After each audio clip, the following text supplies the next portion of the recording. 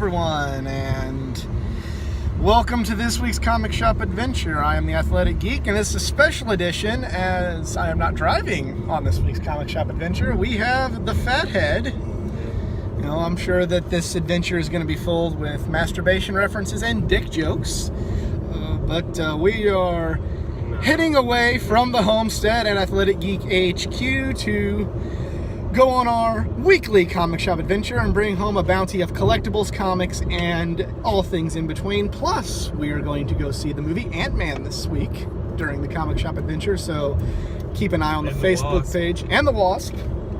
Sorry, I don't want to offend anybody. Ant-Man and the Wasp. So, yeah. Keep an eye out on the Facebook page for my non-spoiler review of that movie sometime in the next couple of days. But comic book wise, well, last week was an interesting week. The things that really stood out to me, first of all, was Old Man Logan, the conclusion with his Kraven the Hunter story, book that here on the Comic Shop Adventure I have described as kind of being a book where I'm just kind of going through the motions. This story arc with Kraven really helped it pick up, and it was really great arc. It's probably the best story arc they've done since the change in writers a while back. Hal Jordan and the Green Lantern Corps was a pretty good read. It's beginning to step up. It's a good book, but this was actually like one of the great issues to come out of it. So very, very good book there. And then the Flash War storyline. You've heard me sing the praises of the Flash and how I feel it doesn't get enough credit. Well, I really feel like it should be getting a lot of credit for this Flash War story with the pre-Flashpoint Wally West coming back and just the interaction with all the different speedsters and Zoom. And I can't reveal too much here because I don't want to spoil it. I want you guys to go out and pick up these comics. But those were my top 3 books for this week. So I will be meeting back up with you later. I don't know if it will be back at the homestead or if it will be at some random restaurant or in this here automobile, but we will go over the bounty of comics and collectibles for this week, and hey, maybe even the Fathead will pick something up. Who knows? Yeah, or not. Could go either way. Manga. He likes manga. They might have some, but we will see you. We'll see you here in a little bit. All right. Well, we are finally back here at the homestead at Athletic Geek HQ, and we both have quite the hefty bounty from this week's comic shop adventure. We're both very, very tired. Yeah. This week we're here to review the new line of Mainstays shower curtains. Yes, he did. Yeah. That was not purchased at the comic shop. That was not part of the comic. Oh, it was part of the It was part of the comic shop adventure, but it was not. You can find it at your local Walmart. Yeah, local Walmart. But we both have quite the bounty, and we also, at the time of this recording, just got out of Ant-Man and the Wasp. Which, if you want to read at least my thoughts, not Fathead's thoughts on Ant-Man and the Wasp, well, you're going to have to like the Facebook page at facebook.com/athleticgeek89. But enough about that. Let's get with the bounty. It's what everybody's been talking about. It is Batman number 50, the conclusion of the Summer of Superhero Weddings. Batman, Catwoman, allegedly going to get married. I heard, somebody said that Tom King spoiled this on Twitter, and there's been a big uproar. I've avoided all of that because I either want to be excited or pissed off on my own when I read this. So, there's that. And then, Wait, can you go back to the... What did you say about the Summer of Comic Book Weddings? Oh, that they're married. Well, if you would watch that, if you would support your friend's work, Fathead, there was a storyline in the X-Men Gold book, which we'll get to that. Okay. With Kitty Pryde. Spoiler warning. Yeah, well, I mean, by this point, you haven't heard it. You're kind of up shit creek. Okay. But Kitty Pryde and Colossus were supposed to get married, and then she decided she couldn't. So at the last minute, Gambit and Rogue ended up getting married at the end of that story, which kind of threw me for a loop. Gambit and Rogue? What? Okay, I was going to ask you about the comic book shop. I actually seen that. Yeah. And it was like a Gambit and Rogue. Right. Done kissy. Yes. Kissy faced on the cover. Kissy face, like Ric Flair, according to this guy. He thinks the Ric Flair woo is a kissy face, but we've wasted... Anyway, going back to all the sidetracking aside, We have Catwoman #1, which goes hand in hand with this story. I'm going to give this book a chance. She looks cute. Yeah. She's breaking the fourth wall completely on the cover. It's a pretty cool cover, like, the wedding night, but pretty much with Oh, yeah, wow. As far as that book is concerned, I'm going to give it a chance. It might be a very, very good book, but if this disappoints, then I'm not sure how I'm going to feel about this. But if this is good... Is it the same Catwoman? Yeah, it's the same continuity. Oh. Yeah, so... He's not really as much of a comic guy as a manga guy, but we'll get to the manga later. I got Trigun on my t-shirt. Trigun. I got Sting. And then finally we have, to complete the Batman group of books, I have Nightwing #46. Nightwing's been stepping up its game a little bit. It's still kind of hit and miss, but when I thought it was going to be just a nothing book, despite my love of that character, it really stepped up its game with this kind of cyber terrorist storyline they're doing right now. So I really, really enjoy the Nightwing books. So we got Nightwing 46. And from here we have Green Lanterns #50. And Dan Jurgens taking over the writing on Green Lanterns. And Jurgens is hit and miss. He's best known for the Death of Superman comic, for those that don't know. And he can tell a good story, but sometimes he kind of just... He's iffy, with his writing. He sometimes relies on shock value and stunts rather than good writing. So we're going to see how this goes.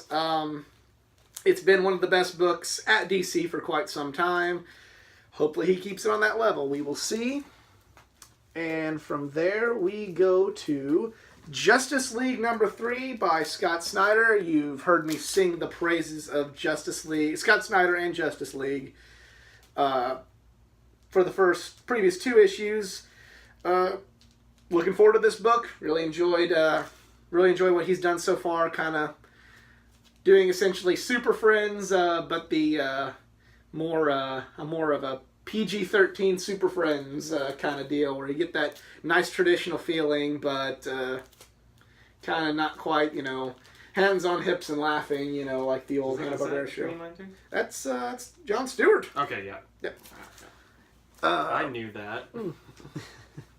I know my things. And finally, to round out the DC portion, does that round? Yeah, that rounds out the DC portion. We have The Man of Steel, #6 of 6 by Brian Michael Bendis. He's found Superman's voice. Let's see how he hasn't done a good job kind of finishing, like whenever he did Age of Ultron miniseries at Marvel. He didn't really finish strong. Bendis didn't. So I believe this book, for all the good and bad that this series so far has given us, I believe this will be the telltale sign of, will Bendis be writing Superman well, in the subsequent months with him taking over Superman. The first one? That's the number 6. #6 is 6, and then he's taking over from the 2 major Superman ongoing. Up to this point?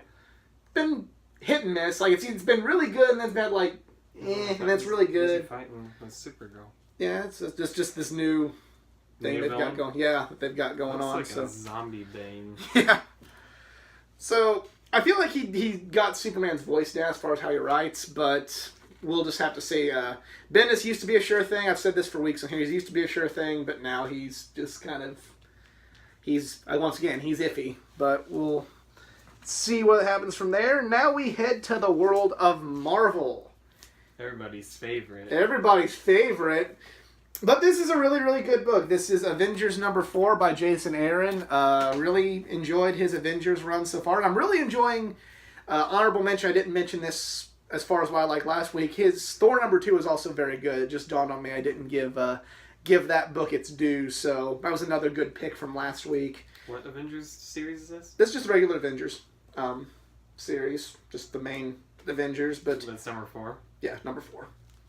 How many Avengers series is there been? They just reboot all the time. That's like that's what I don't like.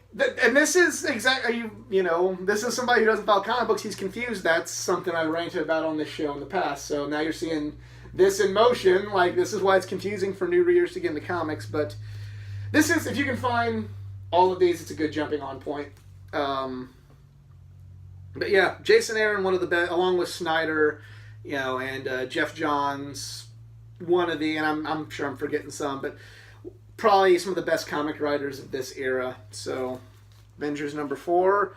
And we have Deadpool number 2 by Scotty Young. This book has been, it's been a minute since I read the number 1. It came out a little while back, so, with how frequently Marvel likes to put out... Yeah, this is new. So, how long do they, wait between these? That's the thing, because, Marvel, usually it's, every other week, but it's kind of been longer than that for this book, so you kind of forget about things, because everybody's going to every other week now, but Scotty Young... At least in issue 1, did a really, really good job taking over for Jerry Dugan on writing the Deadpool ongoing. And, yeah, so it's Deadpool. I like Deadpool. We'll see where it goes from here.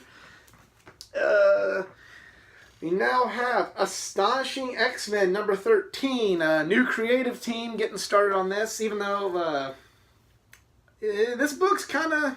Who is that? That's Rogue. That's right. Oh, it's Dazzler. I'm sorry, it's Dazzler. Yeah, it's Dazzler.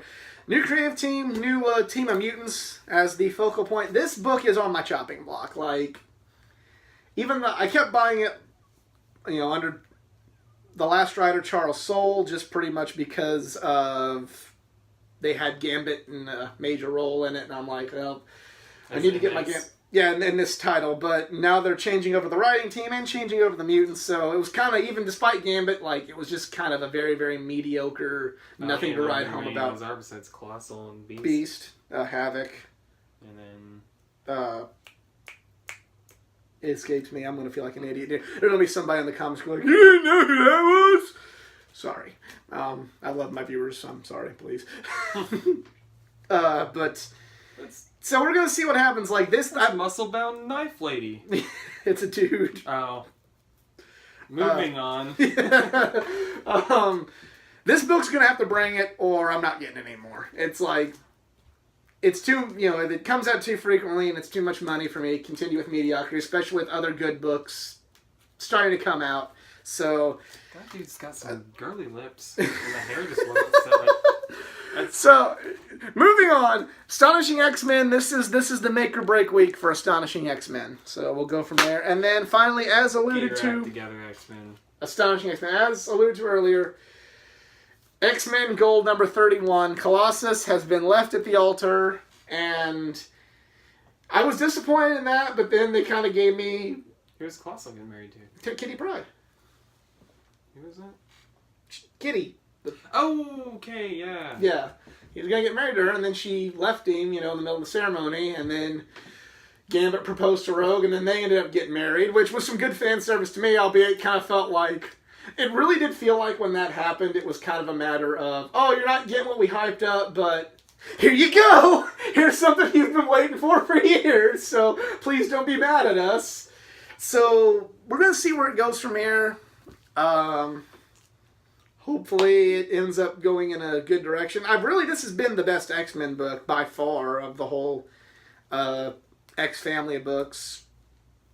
Consistently good, because I remember I mentioned Old Man Logan as one of my picks earlier in the adventure. But yeah, so we're going to see what happens from here, and hopefully it can maintain how good it's been.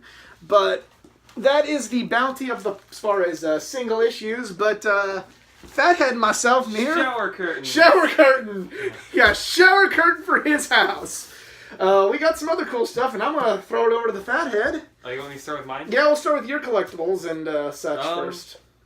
Well, we got some manga from the shop today. My Hero Academia, Vigilantes, new series. I didn't know they were making this. Apparently follows a hero, not like Midoriya. Right.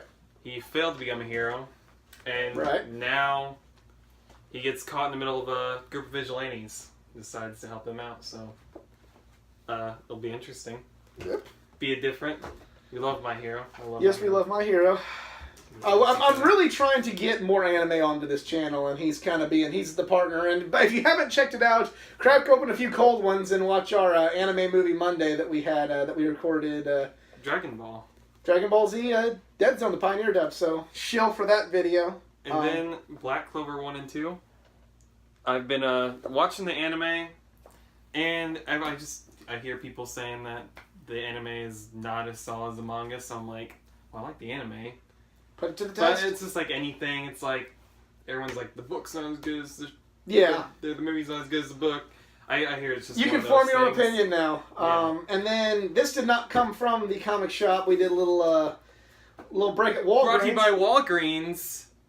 You might want to put it. I got the Walgreens. Okay, well, I was wanting you want to see the whole figure. Oh, yeah, you know, yeah. You probably want to get its face in there. More importantly, Walgreens sponsor this. Give us money, Walgreens. It is Sword from the Timeless River. Right. Steamboat Willie, old black and white, making his first appearance. Yeah, it's cool figure. Cool figure. Cheap as hell. As far as the rest of the, I just got 1, 2, and 3 volumes of the My Hero Academia manga. So love it. Great anime. Great anime. I'm now nowhere near as far as this guy is on it. I need to get caught up. I need to get caught up on a lot of things. Week. Yeah, he's watching every week. I hate it. That's why I'm like, I thought about picking those up too. I'm like, well, so I'll pick them up another time. Yeah, but definitely got a little more than just comics. Got a manga fix in here.